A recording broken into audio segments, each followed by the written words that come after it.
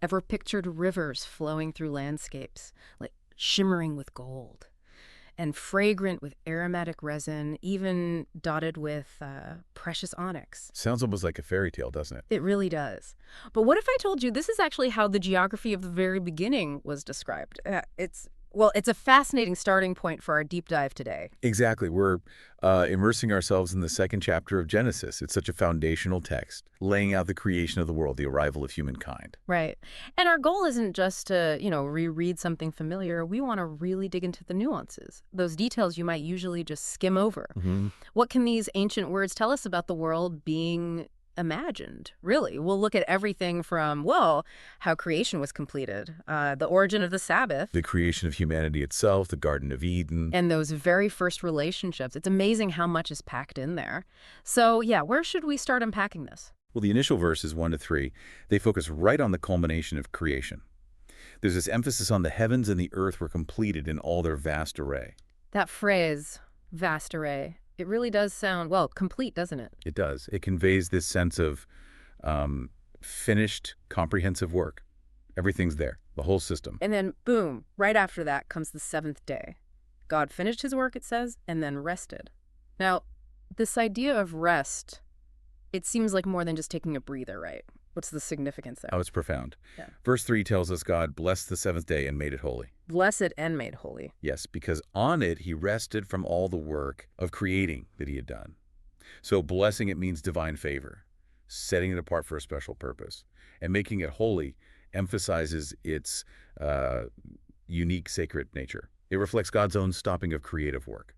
So that's the bedrock for the Sabbath. That's the foundational moment, yeah. Yeah. A rhythm of rest woven right into existence itself. Okay, but then, this is where it gets really interesting for me. You hit verse 4, and it starts, "This is the account of the heavens and the earth when they were created." It almost feels like a slight, rewind, a different angle. It is a noticeable shift, yeah. Some scholars see it as maybe bringing together different perspectives, different traditions about creation within the one text. It shows how multifaceted the story is. And what's fascinating here is the description in verses 5 and 6. The earth's initial state, no shrubs, no plants have sprung up. Why? Because there was no rain yet. And crucially, Going to work the ground. exactly, instead you have these underground streams watering the land. It paints this very specific picture, like a world just waiting for cultivation. It's quite a contrast to maybe a picture of a lush, already finished world, and it really highlights that interdependence, You need the natural processes like rain eventually, but also human activity. That's right. And that detail, needing someone to work the ground, it feels like a direct setup for what comes next. Precisely. Which brings us to verse 7. Then the Lord God formed a man from the dust of the ground Such a physical image. and breathed into his nostrils the breath of life, and the man became a living being. It's so tangible, isn't it? Really emphasizing humanity's connection to the earth itself. What strikes you about that? That phrase, formed from the dust, it's incredibly evocative. And the breath of life, it's like the spark, the thing that transforms inert matter into a living being, makes you think of the essence of life itself. Absolutely.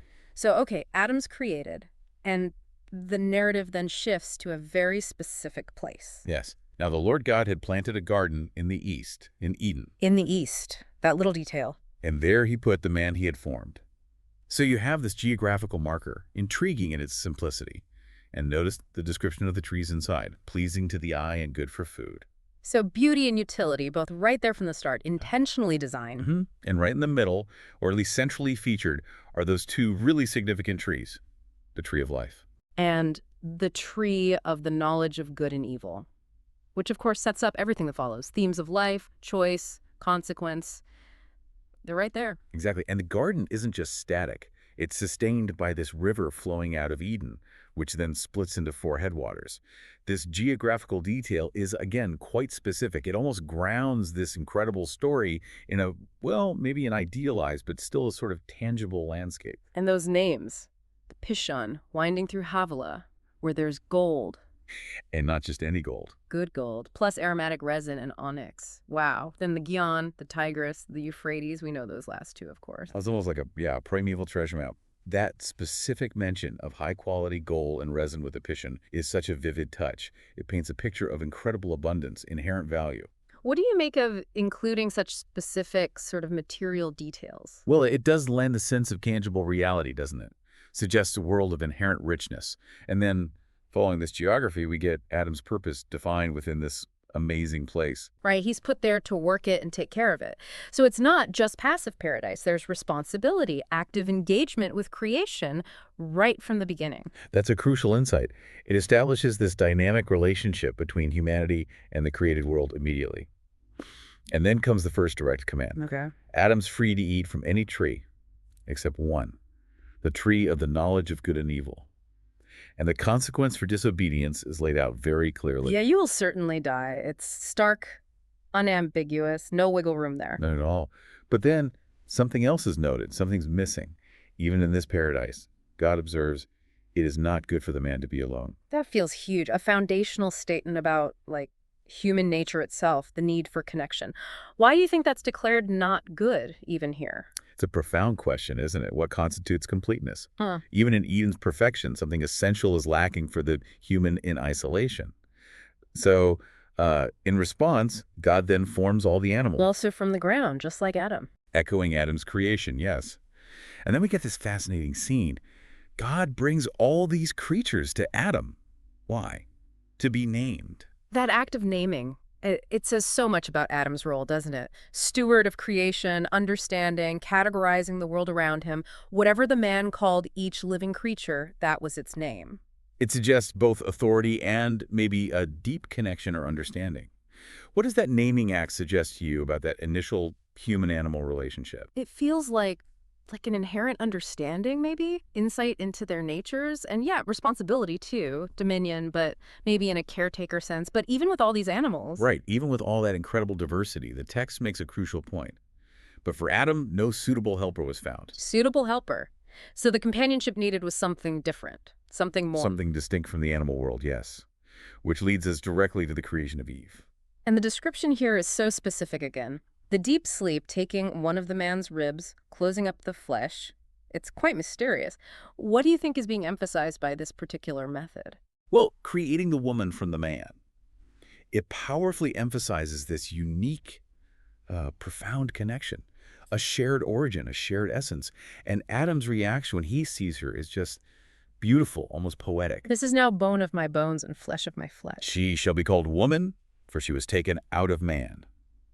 That naming again. But here it signifies this deep recognition of shared being, of belonging together. And it's right after this, isn't it, that we get that foundational statement about marriage? Exactly. Verse 24, that is why a man leaves his father and mother and is united to his wife, and they become one flesh. It directly links the creation of woman from man to this idea of unity, forming a new core relationship. It's quite amazing how early this principle is established. It sets that fundamental pattern, leaving the original family, cleaving to a spouse, rooted right back in this first creation act and that inherent need for specific human companionship. And then the chapter closes with a detail that seems simple, but wow. Adam and his wife were both naked and they felt no shame. It's such a powerful image. Complete innocence, vulnerability without fear. What does that state suggest? It really speaks to a state of like perfect harmony, doesn't it? Total trust. No separation, no internal conflict, no negative self-consciousness yet, just unity. Wow. Okay, so as you sort of reflect back on this whole chapter, this deep dive, what are the key things that really stand out for you now? For me, it's that deliberate progression. You have the completed creation, then the Sabbath rhythm established, then this refocus on a world needing cultivation. Right, the shift. The unique creation of humanity, Adam's dual role as worker and caretaker, the incredible detail and richness of the garden, that first defining command. And then the recognition that companionship is essential, leading to the naming and finally the creation of woman. Exactly, all culminating in that state of innocent unity. It's fascinating how these foundational elements are all laid out right at the start. Yeah, you see this world meticulously brought into being, humanity given a clear, purposeful role, and those specific details like the rivers, the gold, they paint such a vivid picture. And Eve's creation isn't an afterthought. It's shown as fulfilling this fundamental human need. Absolutely. So I guess the question for you, listening, is, when you consider this ancient account, what does it tell us about purpose, about our relationships with each other, with the world?